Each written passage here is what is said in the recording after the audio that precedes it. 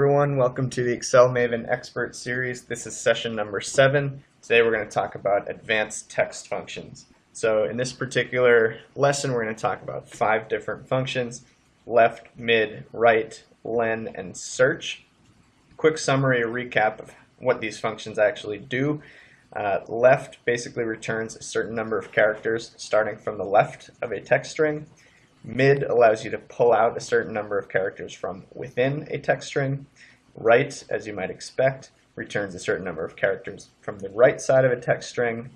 Length, or len, just returns the length of the string in terms of the number of total characters.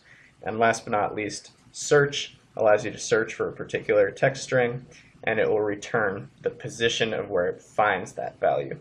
If it doesn't find the value, you'll get an NA error. So in this case, if we were to search for the division sign here within this text in cell A11, it will return the number 9 since it found that character in the 9th position of the text string. So let's jump into Excel and practice some of this with some real data. So basically we've got this complicated tax code in column A. What we're going to do is we're going to use these text functions to extract useful information from that tax code.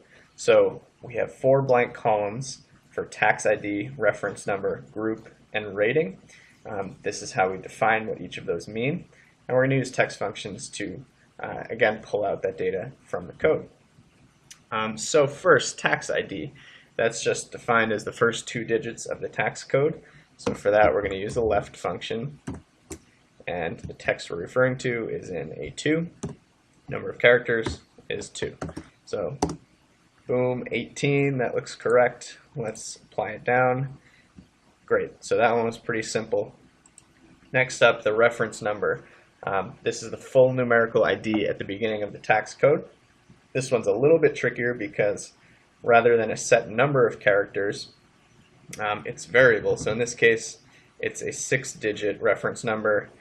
In row 3, it's only a 5-digit reference number, so we can't just use this simple left function like we just did.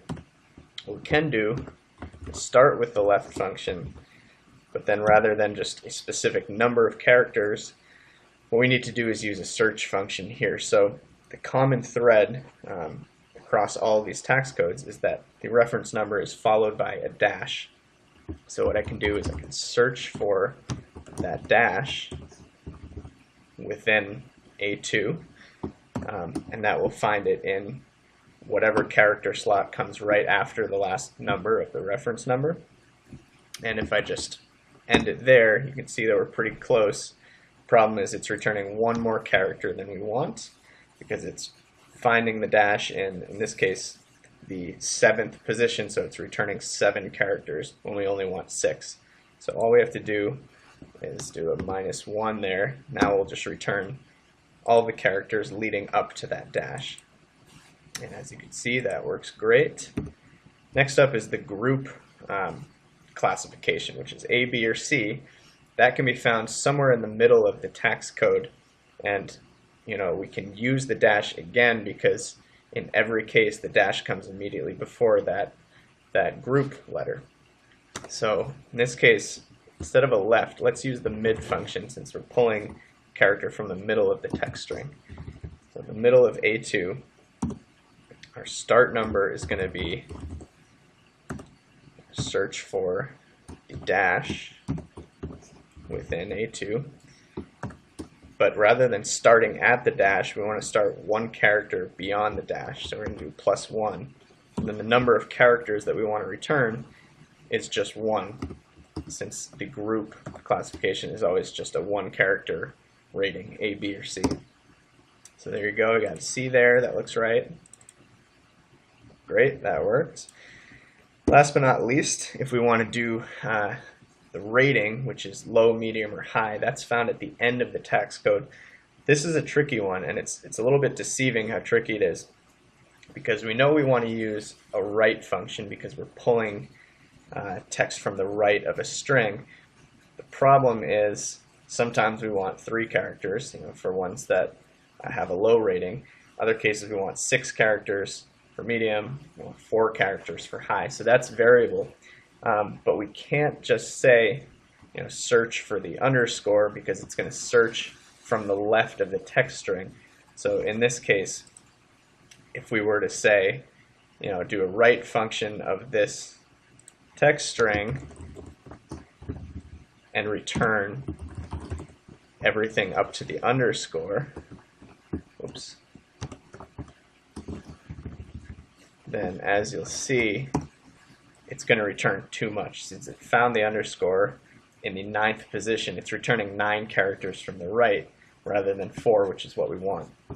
So what we need to do is get a little creative here and combine the length function with a search function.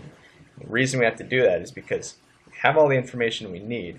If we know the length of the full text string and we know the length of the text string up to the underscore, then if we subtract one from the other, we'll be left with this leftover piece on the right, which will be our rating. So let's delete that. We're going to say write function for cell A2. Now we're going to do the length of A2 minus basically the number of characters up to the underscore. So search for the underscore within A2. And when we close it out with 2 parentheses, boom, that's exactly what we need. So as you can see, we apply it down. It works whether you're looking at 4 characters, 6 characters, 3, really any number of characters as long as it follows the underscore. So hopefully you're able to follow along. As always, give me a shout in the comments if you have any questions.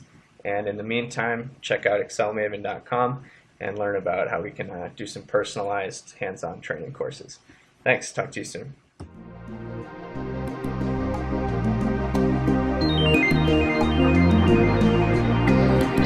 Thank you.